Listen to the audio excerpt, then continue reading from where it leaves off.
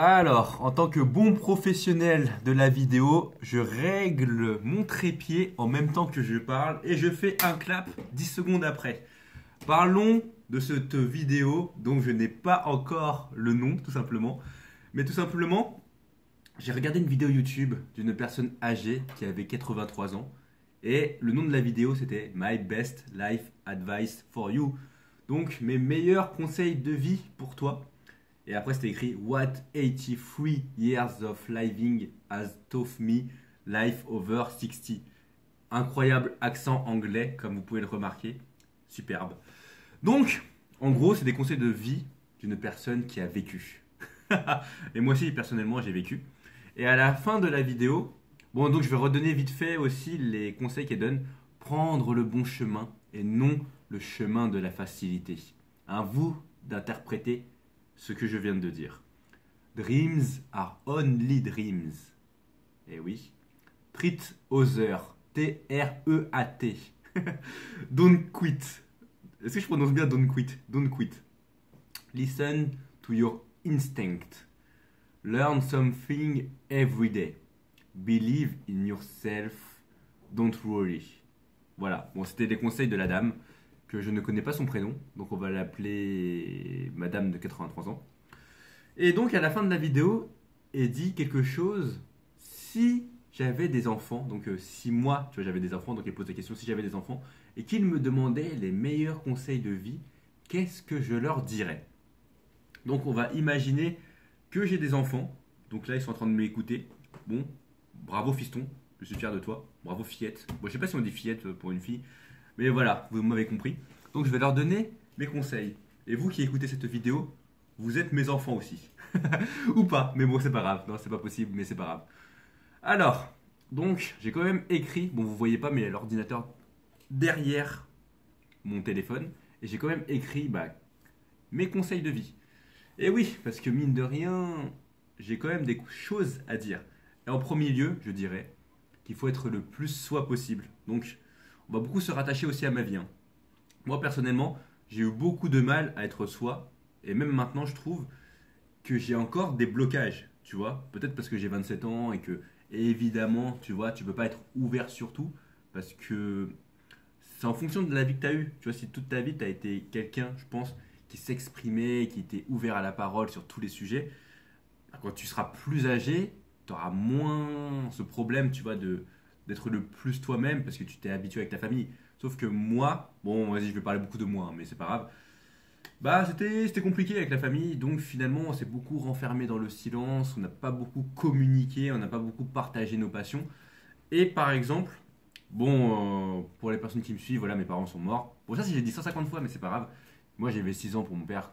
Attends, j'avais 6 ans quand mon père il est mort et 17 ans quand ma mère elle est morte. Là, j'en ai 27, donc ça fait 10 ans bientôt que ma mère elle est morte. Et 21 ans que mon père il est mort. Bref, donc en gros, avec ma mère, par exemple, elle regardait, je crois, des dramas, pas des dramas, mais des films, je sais pas, asiatiques, avec avec des acteurs. En fait, je savais même pas ses passions de ma mère. Tu vois, je sais qu'elle travaillait soit en tant que caissière, soit elle travaillait aussi en tant que serveuse. Mais je sais même pas en fait. Tu vois, ma mère, qu'est-ce que je peux lui dire en termes de passion? Qu'est-ce qu'elle aimait faire? Bah, après, elle faisait la tâche ménagère, elle cuisinait, mais c'était pas des passions. Après, elle regardait bah, voilà, les séries. Je crois qu'il n'y avait pas forcément YouTube à l'époque, vu que ça fait longtemps quand même. Mais bref, je sais même pas, tu vois. Et c'est ça qui est important aussi avec les enfants, par exemple, c'est que il faut s'intéresser à eux, il faut s'intéresser à leurs passions, à leurs jeux vidéo, même jouer avec eux. Tu vois, par exemple, toi, si tu n'es pas un gamer, bah, si tu as des enfants, bah, joue un petit peu avec eux. Bah, quand je dis jouer avec eux, bah, joue un petit peu à la manette. Essaie de comprendre leur monde. S'ils écoutent certains styles de musique, demande-leur qu'est-ce qu'ils écoutent. Et après, écoute la musique avec eux. Et après, donne ton avis sincère. Si c'est pourri, bah, bon, une musique en général ne peut pas être pourrie. C'est rare qu'une musique soit vraiment pourrie. Tu dis juste, moi, c'est pas trop mon style parce que moi, j'écoute ce style de musique. Et après, ça te permet de blablater, tu vois. Et donc, comme je l'ai dit, et oui, déjà, nous écartons du sujet. Et oui, les digressions, maintenant, ça me connaît, punaise. Je pourrais vraiment faire des podcasts. Et là, en ce moment, je me demande si je devrais pas faire ça. Mais bon, bref, continuons ce premier sujet. Je leur dirais qu'il faut être le plus soi possible. Et moi, par exemple, quand j'étais petit, bah, avec les personnes que je connaissais, bah, mes camarades de classe, parce que c'était pas mes amis, Je disais pas forcément que j'écoutais beaucoup. Bah, j'écoutais pas beaucoup de musique japonaise à l'époque parce qu'il n'y avait pas YouTube, il n'y avait pas Spotify. Mais je jouais beaucoup à des JRPG, beaucoup d'activités qui étaient liées avec le Japon. Bah, j'habite pas au Japon, mais je regardais des animés, je jouais à des JRPG, je jouais à des jeux de combat, donc c'est que des trucs japonais. Et j'étais assez, comment ça s'appelle? Pas marginalisé, mais différent des autres, parce que les autres, je sais pas, ils jouaient à FIFA, ils jouaient, bon, il n'y avait pas Fortnite à mon époque, ils jouaient à FIFA, ils jouaient à des trucs plus populaires, tu vois, des jeux mainstream, WoW, je sais pas, Dofus, qu'est-ce qu'ils jouaient d'autre? PES, Smash Bros, Mario Kart. Bon, j'ai joué aussi à Smash Bros et Mario Kart. Mais bref, je jouais pas du tout aux mêmes choses. Et justement, en fait, le fait de pas jouer aux mêmes choses que les autres, moi, je le gardais pour moi. Je me disais, ah, j'ai pas envie de parler de ces trucs parce que bah ils connaissent pas. Et c'est bête de penser comme ça parce que les gens ne sauront jamais qui tu es si tu te dis pas ce que t'aimes en fait. Et même maintenant, tu vois, j'ai gardé un petit peu ce bug. Tu vois, par exemple, quand je suis avec des personnes, je vais pas leur dire forcément, bah en story ou sur les réseaux, je suis beaucoup plus moi-même, je partage des musiques que j'écoute, je partage les entraînements, les podcasts. Bon, je partage pas forcément les animés ou les vidéos YouTube. Bon, je partage pas non plus toute ma vie à 24h sur 24, faut pas déconner non plus, mais je partage quand même pas mal de choses, bah, beaucoup par rapport aux musiques.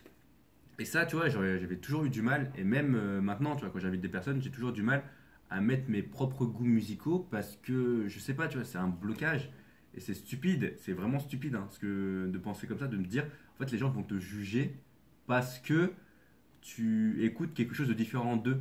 Il faut se dire plutôt, bah, tu vas permettre à ces personnes d'écouter des nouveaux styles et de faire un partage. Tu dis, bah voilà, c'est ça qui me représente moi, tu vois. Et c'est pas des musiques, des fois je mets des musiques d'ambiance, de jeux de rôle ou des musiques un peu plus dans l'air du temps, j'allais dire, mais des musiques populaires, mais c'est pas moi, tu vois. C'est pas moi. Bon après on va pas écouter de la J-pop en jouant à un jeu de société ou en préparant en préparant de la nourriture. Quoique, ça peut marcher. Donc, donc par rapport à ce premier conseil, je vous dirais vraiment être le plus vrai dans qui vous êtes. Ça veut dire, vous aimez un truc, dites-le. C'est pas grave, les gens vous jugent, c'est pas grave. Donc c'est ça le premier point. Et le deuxième point va se rattacher au premier point. Donc le deuxième point, c'est être honnête et sincère. Ça veut dire quoi être honnête et sincère? Ça veut dire quand vous aimez pas quelque chose, si vous êtes fatigué par exemple, il y a quelqu'un qui vous propose une activité, dites-lui je suis fatigué, j'ai pas envie de sortir. Tu vois, ça c'est être honnête et sincère.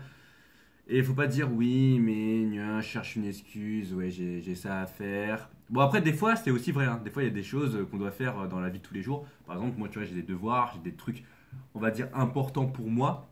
Et donc, je dirais à la personne, bah non, en fait, là, j'ai pas envie de te voir, tu vois. C'est pas que j'ai quelque chose contre toi, c'est juste que. Après, il faut aussi apprendre à comprendre l'autre. Waouh, il faut apprendre à comprendre l'autre. On n'a pas tous les mêmes besoins. Tu vois, moi, je sais que je suis quelqu'un de très solitaire. Donc, pour les personnes qui me suivent sur Instagram et qui me connaissent un peu dans la vraie vie, bah voilà, tu vois, je peux m'entraîner tout seul, vraiment voir aucun être humain, je peux être tout seul chez moi, être tranquillement sur une musique japonaise, pas forcément sortir, boire un verre, aller au McDonald's ou je sais pas quoi. Je suis très bien. Et ça, c'est aussi comprendre l'autre, mais c'est très bien aussi de proposer aux autres. Parce que si tu proposes jamais, après, bah voilà, c'est toi-même, tu vas pas proposer et finalement, bah tu vas pas voir les gens. Donc, être honnête et sincère, après aussi, c'est par rapport aux relations, je dirais. C'est-à-dire que par exemple, dans ta vie, tu croiseras énormément de personnes dans ta vie. Tu vas croiser par exemple des centaines de personnes en une année. Et après, si tu vis 100 ans, bon, on va dire que tu vis 80 ans, parce que 100 ans, c'est quand même beaucoup. Si tu vis 80 ans, chaque année, tu rencontres 100 personnes. Bon, des centaines de personnes, bon, on va arrondir à 100. C'est-à-dire qu'en 80 ans, tu fais 80 fois 100. Ça fait, alors 8 fois 100, ça fait 800, ça fait 8000 personnes. Bon, c'est un exemple, hein. Et évidemment, en une année, je pense que tu rencontres plus que 100 personnes, je pense. Bon, après, j'en sais rien, tu vois. Quand je dis rencontrer, c'est pas non plus développer des gros liens. Tu dis juste bonjour, au revoir, tu les vois peut-être de temps en temps. Ça dépend de ce que tu fais. Et donc, il y aura des personnes avec qui tu vas t'entendre plus ou moins bien. Et si tu as beaucoup, on va dire, de relations sociales avec les personnes, c'est à toi de faire le tri, de te dire, ah, avec cette personne, je m'entends bien, donc je vais peut-être l'inviter plus chez moi, à sortir, à faire des activités. Et il y aura d'autres que tu vas un peu délaisser. Et donc, c'est à toi d'être honnête et sincère, de te dire tout simplement, bah toi, je t'aime pas. Bon, faut pas le dire comme ça, mais il faut dire, alors, tu vois, le temps, c'est précieux. Je n'aime pas apprécier, je n'apprécie pas passer beaucoup de temps avec toi. Donc, merci de dégager de ma vie. Bon, je veux pas le dire ça, faut pas le dire comme ça non plus, mais vous avez compris l'idée quoi. Ça veut dire que vu que le temps il est précieux, il faut justement passer du temps avec les personnes que tu apprécies tout simplement, tu vois. Donc il faut être honnête et sincère sur voilà, il y a des personnes avec qui tu vas moins apprécier, mais après je sais que dans la mentalité peut-être un peu française des gens, c'est de pas blesser l'autre, de se dire ouais, bah on va quand même le faire venir dans notre groupe, mais en fait, il va être un peu ostracisé, il va être un peu à l'écart. Voilà, après il faut toujours poser la question, est-ce que finalement aussi, ça c'est une question que je me suis beaucoup posée, c'est quand tu es par exemple introverti et timide et tu es dans un groupe et tu écoutes les autres et tu dis pas grand-chose, est-ce que c'est pas mieux d'être tout seul des fois, tu vois? Et ouais, tu vois. Bon, bref, ça part trop en digression, c'est être honnête et sincère, donc disez la vérité, même si ça fait mal aussi. Parce que des fois, la vérité, ça fait mal, et il faut la dire. Par exemple, moi, je vais vous donner un exemple très concret. Là, j'aime trop dire que j'ai 27 ans, mais quand j'avais la période 18-22, j'étais vraiment pourri dans ma vie, tu vois, j'étais vraiment une merde, tu vois. J'ai aucun souci à le dire maintenant, mais à cette époque-là, je sais pas par contre si j'étais sincère avec moi, tu vois. Parce que c'est très difficile, je pense, pour les gens en général, tu vois, de se dire la vérité, de se dire, en fait, je suis pas bien dans ma vie, tu vois, je suis pas bien, mais il faut se le dire, tu vois. Après, ça dépend de ton référentiel. Si pour toi tout va bien, bah, tout va bien. Tu fais comme tu veux, tu vois. Mais bon, tu vois, moi, avec le recul, moi, je suis quand même quelqu'un d'honnête. Moi, je vais vous donner aussi notre opinion par rapport à la santé. Prenez soin de votre santé. Est-ce que par exemple, bon, j'ai rien contre. Voilà, bon, là ça va être un sujet un peu polémique. Tu vois, j'ai rien contre les personnes obèses, ils font ce qu'ils veulent. Mais d'un point de vue santé, voilà, tu marches des marches d'escalier par exemple, où tu peux pas marcher pendant 2 3 heures, t'es essoufflé. Voilà quoi. Après, quel exemple vas-tu montrer à tes enfants? Voilà, ou même aux autres. J'ai aucune inspiration. Donc, bref, c'était quoi le sujet déjà? C'était être honnête et sincère. Oui, donc je disais, voilà, par exemple, moi, si j'étais obèse, de mon point de vue, hein, je me dirais, punaise, je suis une merde. Tu vois? Je suis une merde parce que je fais pas d'efforts pour aller mieux et que je me fais contrôler par la nourriture. Je me dis, je mange des fast-food, je mange des frites tous les jours. Après, vous allez me dire, oui, certains vont dire, oui, c'est pas la faute c'est pas ma faute, etc. Parce que c'est peut-être mes parents, ils m'ont éduqué comme ça, ou parce que j'ai une mauvaise génétique. Bon, faut arrêter de raconter de la merde, des fois, c'est ce que tu manges en général. Après, il y a vraiment un pourcentage, peut-être 1%, il y a peut-être 1% de génétique, où vraiment il y a des gens, ils sont codés différemment, mais si t'es un mec plus ou moins normal, voilà, c'est juste que t'as un mauvais style de vie. C'est ça, être honnête et sincère, c'est se dire les choses, tu vois. Je me fais un peu trop red pill, red pill ou podcaster, hein, je pense, mais c'est pour ça. Donc ça c'était le deuxième point. On va revenir cette fois-ci au troisième point que je donnerai à mes enfants. Mon fiston, fillette, j'espère que tu écoutes toujours cette vidéo. Alors, donc que la vie c'est beau et horrible à la fois. Ah, je m'explique. C'est que tu vois, dans la vie il y a des downs, ça veut dire qu'il y a des downs, le mec qui fait le mouvement ascendant, tu vois. Il y a des downs et il y a des ups. C'est logique. Ça veut dire que des fois aussi, ta vie elle est assez stable aussi. Il y a les trois types. Et donc, il y a des moments, je sais pas, tu vas rater des concours, tu vas pas avoir un job, tu vas rater tes études, tu vas pas avoir d'amis, tu vas être seul. Ça va être down, tu vas avoir des ruptures amoureuses, tu vas avoir des proches qui meurent aussi. Tu vois, il y a plein de trucs qui vont arriver dans ta vie. Et voilà, tu vas pas comprendre. Ça, tu vas être down, tu vois. Et des fois aussi, ça va être tout va rouler dans ta vie. Tout va rouler, ça veut dire, je sais pas, tu vas être en bonne santé, tu vas rencontrer des gens, tu vas peut-être voir des personnes de temps en temps. Après, tu vas t'améliorer dans des domaines, tu vas accomplir des objectifs. Moi, je suis dans une période actuellement, en toute sincérité, de up. Franchement, je suis dans une période de up. Là, je vous fais une vidéo par exemple. Je vais probablement parler pendant une bonne demi-heure, voire 1 heure tout seul, tu vois, juste avec des petits points. Et là, ça veut juste dire que j'ai improve. Mec, pourquoi je parle anglais? Ça veut juste dire que j'ai amélioré, tu vois, mon aisance orale et mes arguments et que j'arrive à développer maintenant, tu vois, un argumentaire à partir de rien, mec. Là, franchement, je sais pas pourquoi je montre des mouchoirs, mais j'ai aucune feuille. Tu vois, en fait, juste derrière, j'ai juste des notes. J'ai aucune note, tu vois, c'est vraiment de la pure impro. Et là, je suis trop fier, tu vois. Par exemple, là, ce truc, de vous faire une vidéo comme ça où je parle vraiment instinctivement, sans rien. Là, je suis trop fier, tu vois. Cette chose-là, j'aurais jamais pu la faire. Bon, bref, c'était quoi déjà le sujet? C'est que la vie, c'est beau et horrible à la fois. Donc je suis en train de dire que j'étais dans une période de up. Et oui, je raconte aussi ma vie pendant que j'y suis. Parce que oui, j'ai appris à bien, bon, bien m'exprimer, je sais pas, mais à m'exprimer de manière correcte, à argumenter, à développer des idées et être, j'allais dire être convaincu de mes idées, c'est pas vraiment ça, mais savoir défendre mon idée, tu vois, ça c'est important. Et aussi, sportivement, ça va bien, je fais du sport, je suis régulier, j'apprends mon japonais, j'XP énormément en japonais, je fais mon petit défi où je mets une musique tous les jours, je suis régulier, je me prouve à moi-même que je peux réussir, donc voilà, je suis très content. Et donc, qu'est-ce que je disais d'autre? Oui, que la vie c'est beau et horrible à la fois, donc là je suis dans une période vraiment bien, et donc là je suis sûr qu'à un moment, tu vois, la période là, elle va commencer à basculer, basculer vers la stabilité, et peut-être même descendre vers le down. Et quand je dis descendre vers le down, c'est par exemple si il y a des proches qui meurent. Là, c'est un exemple qui m'est arrivé bah, il n'y a pas longtemps, tu vois.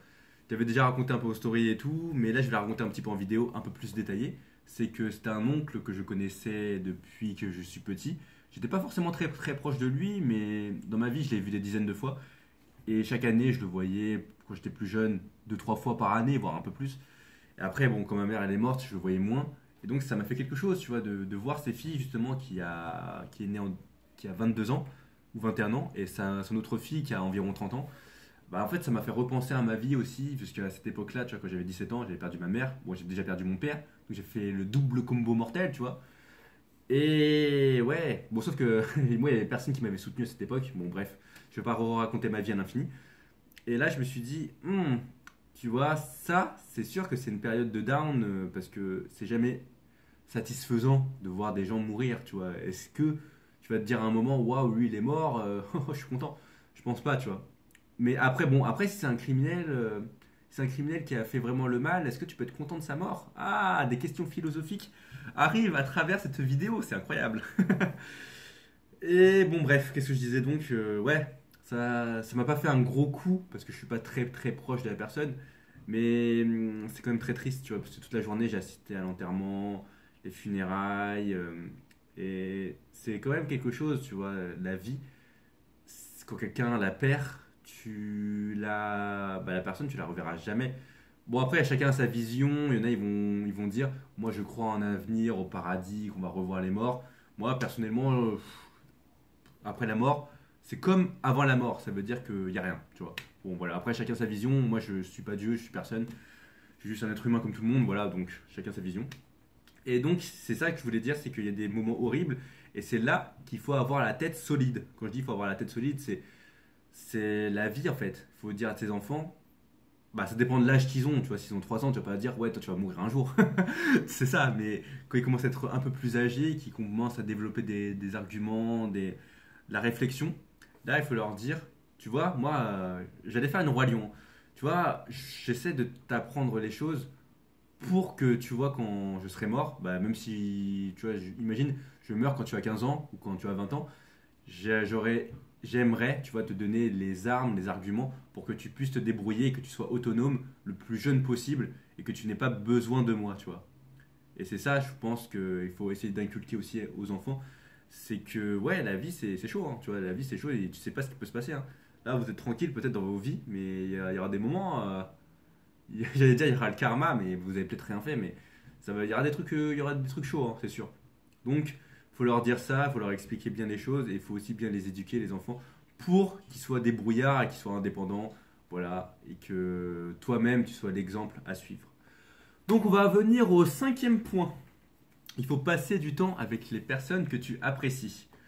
Alors, donc, si vous avez de la famille, tout simplement, je vous conseille de passer du temps avec eux.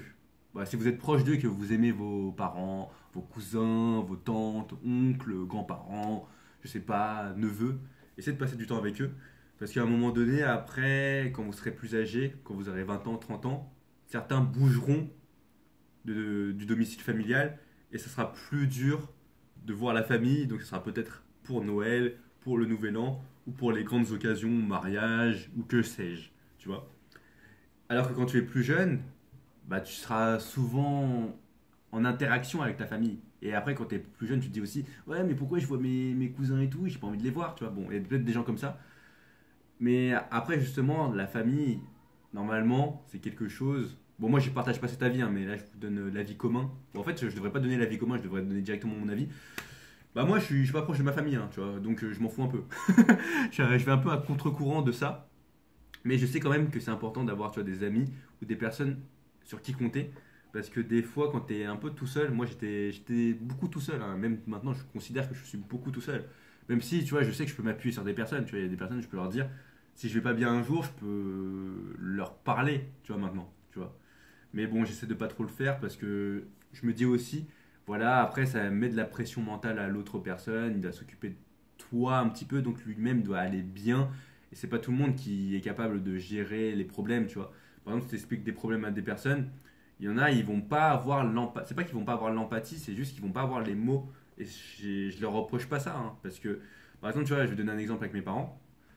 Bah, vu que moi j'ai perdu mes parents en fait et que 99% des gens que je connais ils ont pas perdu leurs parents, ouais, ça bug en fait, hein. Si je leur dis, ouais, j'ai perdu mes parents, en fait, ils peuvent juste imaginer le scénario quand ils perdront leurs parents. Sauf que moi, j'ai perdu mes parents quand j'avais 6 ans et 17 ans, tu vois. Et en plus, il y avait des situations qui ont entraîné d'autres réactions en chaîne, tu vois. Donc, c'est plus complexe que ça, tu vois. Donc, si je dis à des gens, ouais, j'ai perdu mes parents, ils vont se dire, ah, et eux, ils auront peut-être 20 ans, 25 ans, ils vont se dire, ah, et eux, ils auront vécu la vie, tu vois, ils auront eu l'embranchement avec les parents. Moi, j'ai eu l'embranchement sans parents, tu vois. Et donc, qu'est-ce que je voulais dire par rapport à ça? C'est. Ouais, moi, ça m'a fait donner une vision. Tu vois, il y a la vision un peu linéaire, on va dire, des gens. Moi, ça m'a donné une vision complètement différente, tu vois. Et oui, donc passez quand même du temps avec vos amis, je sais pas, vos personnes, avec les personnes avec qui vous vous sentez proche, invitez-les, proposez des sorties. Parce qu'à un moment donné, j'ai remarqué, il y a plein de gens aussi, je sais pas, ils osent pas forcément ou ils ont pas le temps. Ça, c'est aussi, j'ai l'impression, c'est peut-être se chercher des excuses. Mais en soi, si tu es assez proche de la personne, tu lui dis consacre-moi une demi-journée. À part si vraiment tu as des trucs urgents à faire, bah, tu vas lui consacrer du temps, tu vois. Après, planifier aussi, hein. Par exemple, moi je sais que je suis quelqu'un qui aime bien planifier les choses. En général, j'aime bien dire alors, si tu veux qu'on se voit, c'est peut-être le mercredi, jeudi, mais pas le jour même, parce que voilà, le jour même, peut-être j'ai des choses à faire, quoi. Et bon, bref, donc comme je l'ai dit, passer du temps avec les personnes que tu apprécies parce que aussi, à un moment donné, bah, tu vas te, comme je l'ai dit, quand tu auras 20 ans, 30 ans, peut-être tu vas être amené à bouger beaucoup dans la France, dans d'autres pays, et tu ne pourras pas forcément garder contact avec tes amis d'enfance. Bon, moi, j'ai pas forcément d'amis d'enfance, mais bref, voilà. Alors, on va passer déjà à la sixième. Waouh, je suis devenu assez bon pour développer, hein. Donc, alors, c'est quoi le sixième avis? Alors, faire des vidéos pour voir ta progression dans ta vie et être honnête sur ce que tu ressens dans tes vidéos. Ça, c'est un très bon conseil. Donc, je vais la relire parce que la phrase est extrêmement longue. Faire des vidéos. Donc voilà, pour voir ta progression dans ta vie et être honnête sur ce que tu ressens dans tes vidéos. Quand je dis être honnête dans ce que tu ressens dans tes vidéos, c'est que, ça j'ai déjà dit plein de fois dans mes vidéos, dans des stories ou dans des publications, c'est qu'à un moment donné, à un instant T, tu vas ressentir des émotions face à un tel événement. Tu vois, par exemple, moi j'aime bien donner cet exemple, quand j'ai perdu ma mère, à l'époque, tu vois, maintenant, vu que ça fait 10 ans, j'ai un peu un flou dans mon esprit. Ça veut dire que je ne me rappelle plus vraiment comment je ressentais les choses exactement. Alors que si j'avais fait une vidéo à 17 ans, juste après la mort de ma mère, ou les mois qui s'en suivent, ou durant justement cette période où elle était malade, je me serais rappelé mieux les choses. Moi, j'ai besoin, tu vois, moi j'ai un besoin, je pense, de me rappeler les informations dans ma vie. Parce que dans ta vie, en fait, il y a tellement de choses qui vont se passer au fur et à mesure que tu vas oublier après le passé. Quand je dis tu vas oublier, tu vas pas oublier, tu vois, j'oublie pas que mes parents sont morts, mais tu vas oublier comment tu ressentais les choses. Et justement, le fait de le parler en vidéo, de le dire, voilà, honnêtement, là aujourd'hui, je me sens pas bien, aujourd'hui, je me sens bien. Dire les choses comme tu les vois, comme tu les ressens, c'est très important parce que en fait, la vidéo en général, ça dépend. Il y a des personnes qui vont pas la partager. Tu vois, tu peux la garder pour toi, pour que ce soit intime. Après, tu peux aussi la partager sur Internet si tu veux, tu vois, parce que il y a des sujets comme ça, je pense, où il y a des personnes, bah, ils se sentent un peu seuls, tu vois. Mais finalement, il y a plein de gens qui partagent les mêmes réflexions et les mêmes analyses que toi, sauf qu'ils ne le disent pas, ils le gardent dans leur tête, ou ils n'ont pas forcément, ils n'arrivent pas à trouver le moyen ou le moment pour inclure des conversations sérieuses, tu vois. Et donc, pour revenir sur ces vidéos, moi je l'ai dit déjà tellement de fois, mais je regrette beaucoup de ne pas avoir fait des vidéos, tu vois, quand j'avais 10 ans, tu vois, d'avoir une vidéo. Là, par exemple, quand j'aurai des enfants, je leur dirai, faites une vidéo, on fera des vidéos ensemble et tout, tu vois. Et je le diffuserai probablement pas sur Internet. Bon, j'en sais rien, tu vois. Là, c'est le moi de maintenant qui parle. Mais juste pour avoir des souvenirs, comme ça, quand je serai plus là, bah, ils auront des vidéos de moi, tu vois.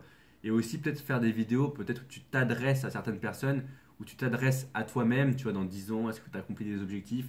Par exemple, tu vois, le mois de 20 ans, est-ce que j'aurais tellement aimé faire une vidéo où je m'adresse au mois de 30 ans pour voir où est-ce que tu en es dans la vie, est-ce que j'habite toujours au même endroit, est-ce que j'ai rencontré des personnes, est-ce que j'ai appris à parler, est-ce que je suis plus sportif, est-ce que j'ai une bonne situation familiale, non pas familiale, mais une bonne situation économique et tout, tu vois. Voilà, tu vois, c'est faire des vidéos, moi je trouve c'est la vie. Personnellement, ça c'est mon avis. Et voilà, t'es pas obligé de faire des vidéos qui durent 3 heures, 4 heures. Tu peux faire une vidéo un peu condensée de ta journée si tu veux, ou même le condensé du mois ou le condensé de l'année, assez brièvement. Mais moi j'ai pris cette habitude, tu vois, d'écrire beaucoup aussi. Tu vois, d'écrire beaucoup, d'écrire mon résumé de la journée. Comme ça, chaque jour, je sais un peu ce qui se passe. Ça me permet de travailler ma mémoire.